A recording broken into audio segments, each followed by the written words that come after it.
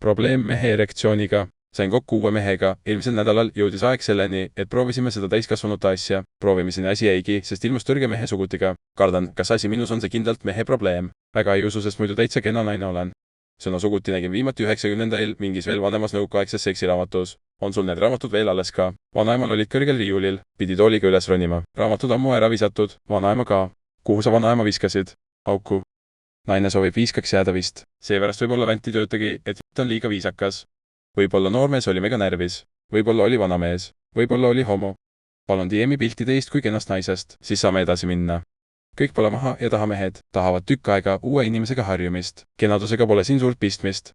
Kui keegi ütleks mulle, et mul on naissuguti, teem, veits mõistan vaibi.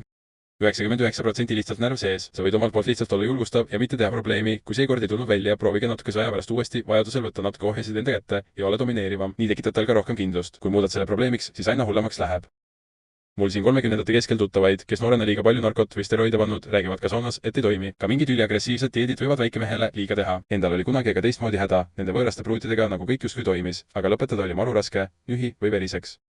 Ära ennast süüdista, see võib olla ka vastupidi, et liiga palju meeldid talle ja tal närvidest probleem. Kui ise aidata tahad, siis võtta lihtsalt lõdvalt ja kaisutage. Seega tore ning ehk tal nata rohkem eelmängu vaja, et lõdvestuda. Kui mees mõistlik ja tahab head, siis saab seda ka ilma nukuta teha. Source, omal nokut ja närve.